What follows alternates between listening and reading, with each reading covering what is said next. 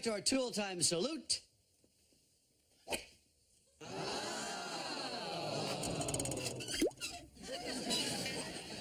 To golf. Well, let's get right to it. We have a very special guest for you. That's right. He's number 8 in all-time earnings on the PGA Tour. He's in town at the Golf Expo at Cobo Hall. Let's give a warm tool time welcome to Payne Stewart.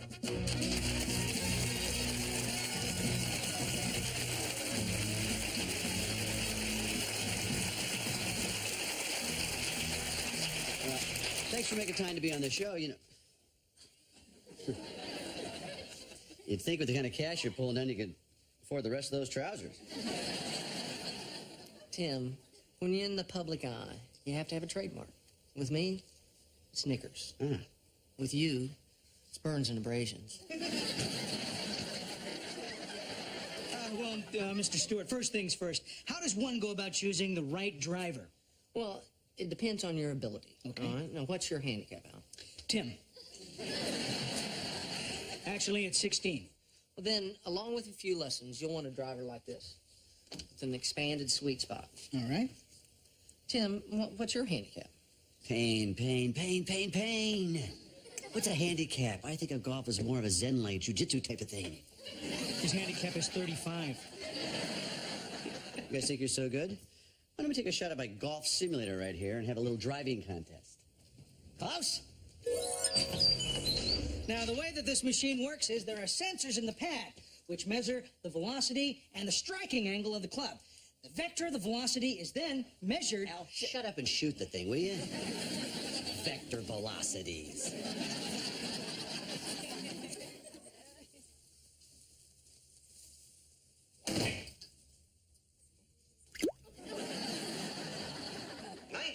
Yards. Nice shot, miss.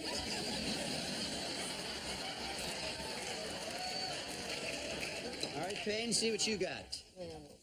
Let's see what we can come up.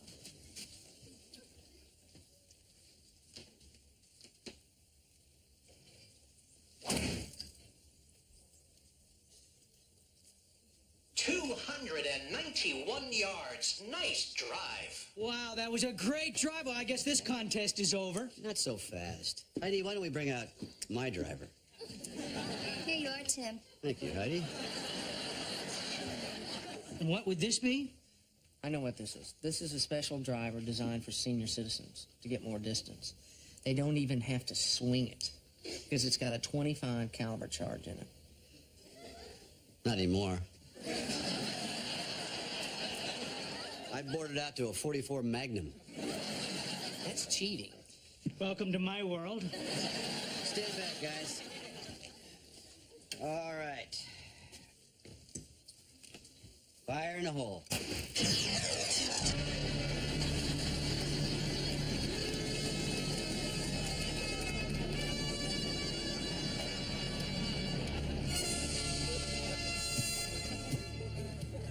You the man.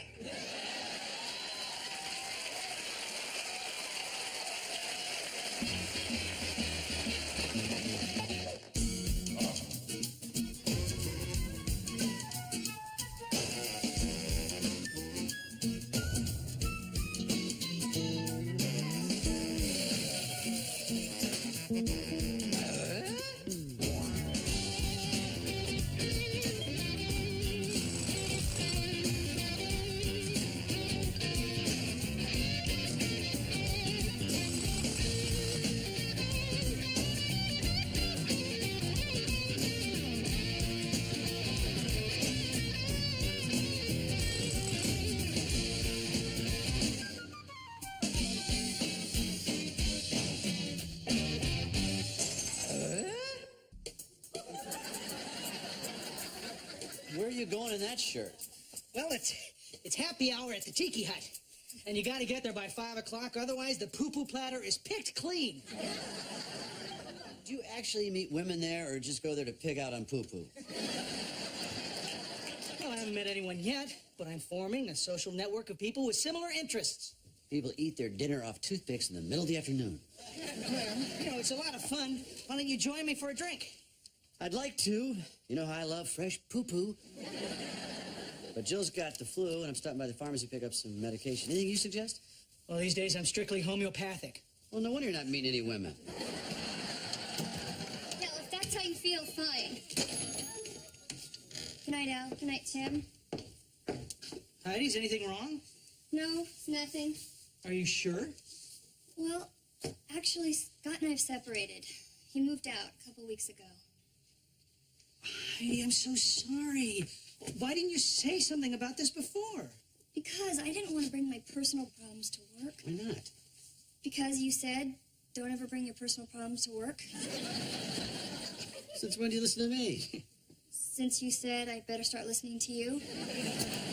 Nice going, Mr. Compassion. Listen, I might need a little time off from the show. Take as much time as you need. Thanks, Tim. I gotta go drop off Amy at Scott's. He's got her this week. We can't leave Heidi alone when she's this upset. Take her to the tiki hut with you. Well, nothing raises one's spirits like a fistful of pot stickers. She doesn't need food. She needs a shoulder to cry on, okay? Well, I'm not exactly an expert on relationships, Tim. Well, you're a good friend, and you're a good listener. Come on, do it for Heidi. Do it for the show. For the show? If she's too upset to come back to work, you're going to have to squeeze yourself into one of those little tight skirts.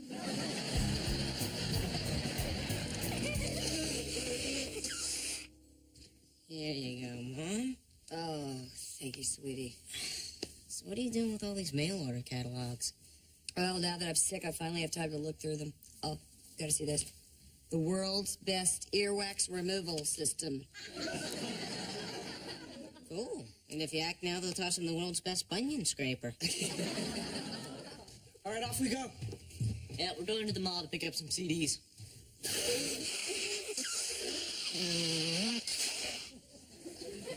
You know what? I'll go with you. Hey, guys, wait a minute. You don't have to go anywhere. I've got a music catalog that'll save you money. Look at this. 15 CDs for a penny. Well, it sounds great, but who's Pat Boone? We'll be home before dinner. Okay. Hey, guys. So, Dad. Well, honey, how you feeling? How do I look? Yeah. That's what I thought. Don't worry, help is on the way. I got you. Ibuprofen, I got antihistamines, I got decongestants, analgesics, I've got daytime decongestant, I've got nighttime decongestant. You take 2 of everything here, and that flu will be out of your system in an hour. If I take 2 of everything here, I'll be dead in an hour. Think it'll take the whole hour? So, how was work today? Not so good. Heidi's marriage is in trouble. What? Yeah, she and Scott are separated. Oh, my God, that's terrible. Apparently, it hasn't been good for quite a while. Oh, no, I have to call her. She probably wants a woman to talk to. It's all taken care of. She's having dinner with Al. It's a good question. Well, the show's about to begin. Enjoy yourselves, okay? Heidi, Hi, Tim. what are you doing here? I thought you needed some time off. I did too. But then I had dinner with Al. He put everything in perspective. Well, are you and Scott getting back together? I don't know, but I've made it over this first hurdle. Al really helped me get in touch with my rage. No one brings out rage better than Al.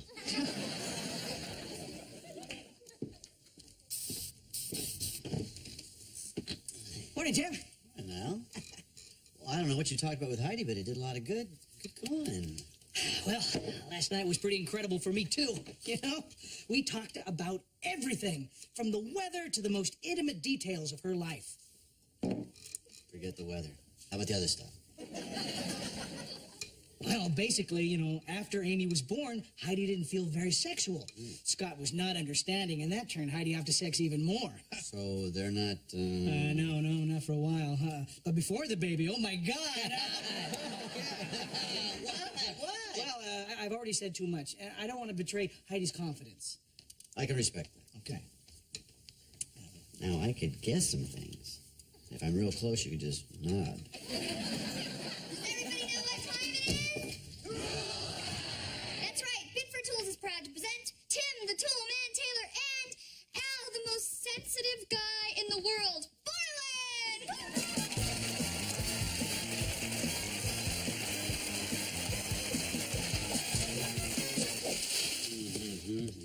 Gordy? Morning.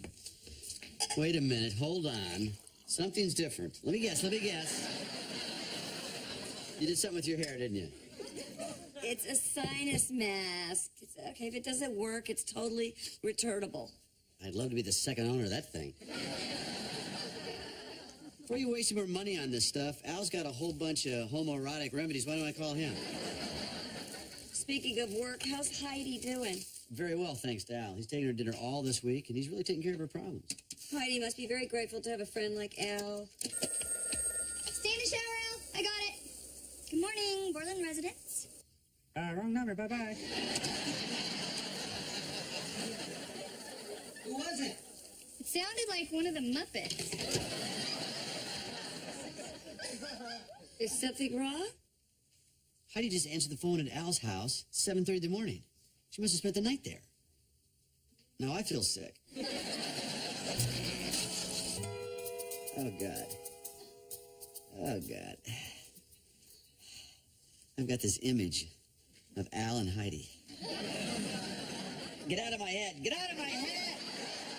Heidi did not sleep with Al. First of all, she's a married woman. And second of all, she wouldn't go for a guy like Al. Her husband's tall and handsome. I mean, he spends more time at the gym than Al does at Hickory Farms. Heidi, I'm not saying that it happened, but I can understand how a woman like Heidi could fall for a guy like Al. In what universe? Women like Heidi have had the gorgeous hugs. The second time around, they want somebody less exciting, more dependable. Me, I went for number 2 first. You know, you don't understand. You do not understand. Al is like a dependable four-door Rambler. And Heidi, like a 12-cylinder Ferrari. They don't belong in the same garage. And yet she parked overnight there. Nothing happened. But I won't rest until I find out what's going on. Oh, Tim. Look, even if they were parked in the same garage, you are not their mechanic. You're just being petty. Oh, I'm being petty. Yes, yeah. Why should you be the only one with an incredibly desirable woman? Hi, Al. Hey. Hey, would you help me put my tool belt on? I just touched up my nails. Okie dokie. Thank you. Hey, I just want to tell you how wonderful it's been for me these past few days. Well, it's been pretty incredible for me, too. You're really a special lady. Thanks. You have a good show. You too. Morning, Tim. Is it? Hey, how you doing, buddy? Good. You know, I called your house this morning and Heidi answered the phone. So you're Kermit? Maybe. Uh-huh. Well, anyway, Jill and I got to talking, and we were thinking that maybe you and Heidi were, What? you know, even though I told her that a Rambler couldn't possibly jumpstart a Ferrari, but, So what you're saying is that it would be impossible for a beautiful woman like Heidi to be interested in Al Borland? no, I don't believe it. But other people are talking. Well, those other people can think what they want. Amen. Amen. But would those other people be right or would they be wrong? Well, Tim, are you asking me to talk about my personal life at work? Yes, I think it's about time we opened up and shared our experiences. Okay. I actually have something I'd like to share. Let it go, brother. Don't hold anything back. Well, the truth is, Heidi and I Yeah? are entitled to our privacy.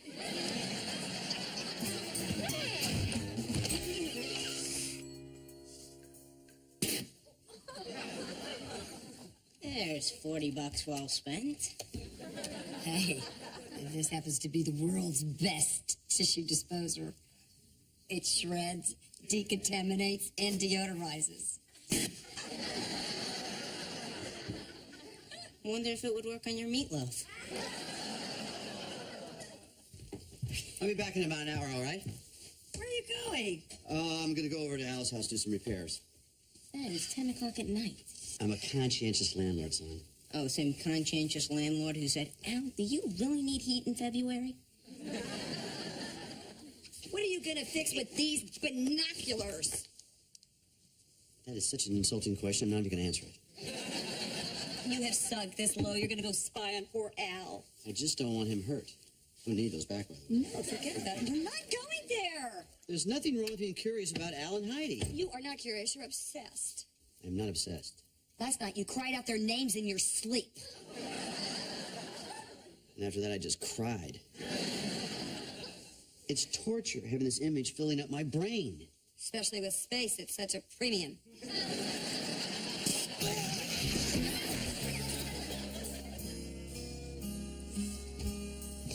Woo! Something smells good out here, Wilson. What are you doing? Well, I'm boiling up some sap for the Michigan Maple Festival. Speaking of saps, where do you hear what Al's been doing? Don't have to tell me. Heard all about it. What? What Al told me is in strictest confidence. You know, Wilson, I could get you a riding mower from Binford, a 16-horse rear bagger for cost plus 10. Sorry, neighbor, I can't be bought. Why would Al tell you and not me? Well, maybe because I didn't search his locker for long brown hairs. Which, according to the lab, either belonged to a collie or Al's mother. Tim, why are you so interested in Al and Heidi's personal life? I don't know. I've never cared about Al's personal life before, and I've never even asked Heidi about hers. But you put the two of them together, and there's that image again. Tim, have you ever heard of the term cognitive dissonance? You know I'm not into politics. Cognitive dissonance is when pieces of our lives no longer make sense. Beliefs we always held true seem to be false, so we have to reorder our way of thinking. Are you saying a Rambler could hook bumpers with a Ferrari? It's very possible. No. If what you say is true, then everything I believe is false. No, Tim, that's not necessary. Let me go with this for a minute. Let me go, okay? This means that maybe cars are the most important thing in the world. Oh, no, wait a minute. The opera's more manly than football? Neighbor. Al's mother is thin? Tim, it's not easy to change one's perceptions of things, but it can be very healthy. Some people might even say it's a growth experience. Okay, Wilson, but how far does this go? I mean, how do I really know you are who I think you are? Well, how do I know you're who I think you are? How do I know you're the one that said that? How do I know you heard what I said? How do I know you're really here? Who else would have the time to come out and listen to this silly conversation? Yeah?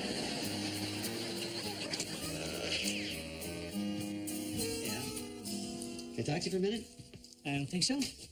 I'm not going to feed your appetite for lurid gossip and tawdry innuendo. And by the way, I installed an alarm on my locker. I came here to tell you that I shouldn't have got involved in your personal life like this. From now on, your business is your business, right? Well, I appreciate that. Listen, if there's any other part of my life you want to talk about, I'm an open book. I'm not much of a reader, thanks. Have a good show. Okay. Good morning, Al. Hey, how are ya? Oh, I feel so great this morning. Well, I feel pretty great myself. How about Sorrentinos for dinner tonight? All week long, it's fettuccine madness. You know, I'm afraid I can't make it. Why not? Well, thanks to the things you said, I saw Scott last night. And we're going to get back together. Isn't that great? Oh, that's so great. Yes, that's good for you. Thanks. Yeah. I got you a little something. Oh, you didn't have to do that. No, I wanted to. Here. Thank you. I also want to thank you for letting me sleep on your hide-a-bed the other night. Well, now I call it the Heidi bed. Oh, it's the Tiki Hut cookbook. You like it? I love this. Now I can make poo-poo at home. Yeah. Thank you for everything. Oh, well. Heidi, can I just talk to you about one thing? Sure. What? Well, after that night you stayed at my house, Tim got this crazy idea that you and I might have, how do I say this? Slept together. Yeah, okay, yeah, that's it. And he just thought that was impossible because he doesn't think a beautiful woman like you could ever be interested in a guy like me. Oh, is that so? Well, let me tell you something, Al. If I weren't married, you're exactly the type of guy I'd be looking for.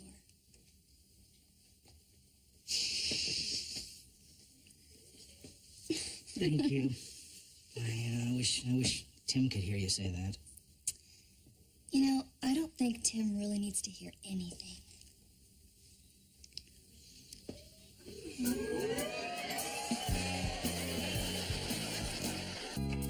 Howdy, Wilson. Heidi-o! Not Heidi-ho. Let's talk Heidi-al. Tim, are you still obsessing about that? Well, I wasn't until today, and I saw Heidi kissing Al, and no peck in the cheek. She just drove it home. Tim, Yeah. get a hobby.